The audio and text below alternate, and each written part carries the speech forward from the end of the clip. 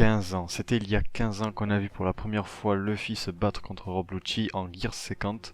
Et c'est aujourd'hui, 15 ans plus tard, que nous avons un second duel. Lucci contre Luffy en Gear 5 et Lucci en éveillé, du coup, qui se donne en duel sur l'île de Vegapunk. Mais cette fois, qui de Luffy en Gear 5, le sourire narquois aux lèvres ou Rob Lucci éveillé et son envie de vengeance va gagner? Ça, on le sait pas. Pour la plupart d'entre nous, il semble évident que Luffy va gagner, car il semble maîtriser sa forme, et il a fait tomber un Yonko, Kaido, on n'oublie pas, ce qui fait de lui un ennemi craint par la marine. Même la marine ne peut pas intervenir sous peine de risquer de lancer une guerre, de déclencher une guerre.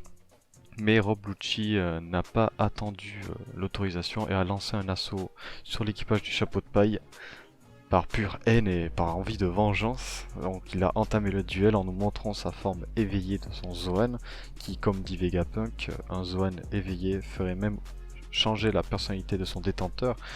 Donc est-ce que Rob Lucci est une personne totalement différente ou pas, tout comme Luffy est assez différent quand il est en Gear 5 par rapport à ses autres transformations.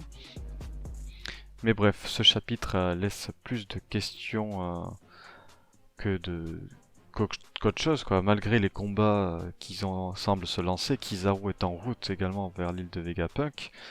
Kizaru qui aurait entendu la conversation, la stratégie en avance qu'on nous dit. Donc est-ce que c'est une expression ou est-ce que c'est littéralement un acquis de l'observation plus élevé que celui qu'utilisait Katakuri pour voir un peu dans le futur, ce qui irait très bien avec son fruit qui lui permet d'aller à la vitesse de la lumière littéralement, qui ferait de lui un ennemi qui pourrait esquiver littéralement quasi tous les coups.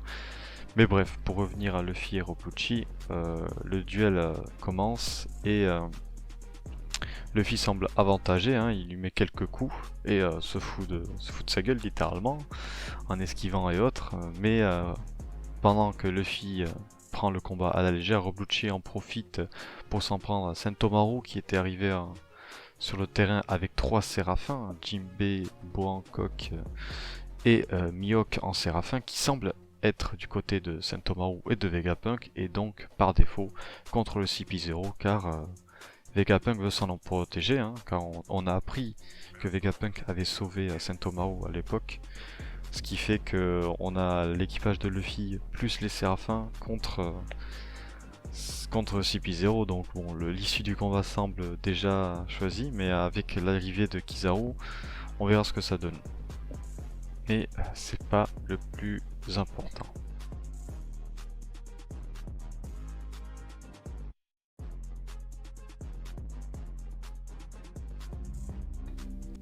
Tandis que tous les regards sont rivés sur le dieu du soleil Nika, Vegapunk nous explique sa théorie sur les fruits du démon. Toutes les choses naissent pour une raison. Les fruits du démon sont le potentiel de l'évolution que l'humain souhaite selon Vegapunk.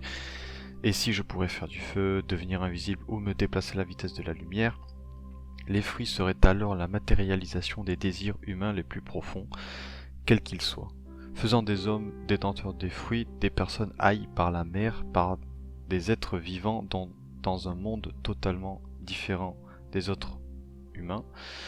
Le Gomu Gomu no Mi n'aurait alors jamais existé dans aucune encyclopédie des fruits, et le nom de Nika a été supprimé de l'histoire par le gouvernement, j'imagine.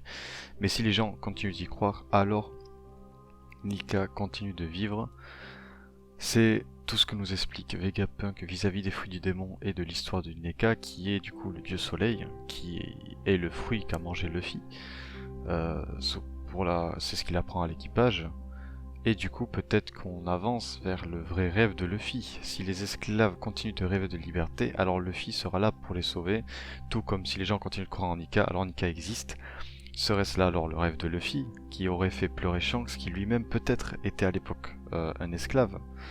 Tout ça n'est que théorie, mais bref, donc peut-être que Luffy aurait le rêve d'un monde uni sans esclaves, sans entrave, où les gens sourient et où les gens rient à la liberté.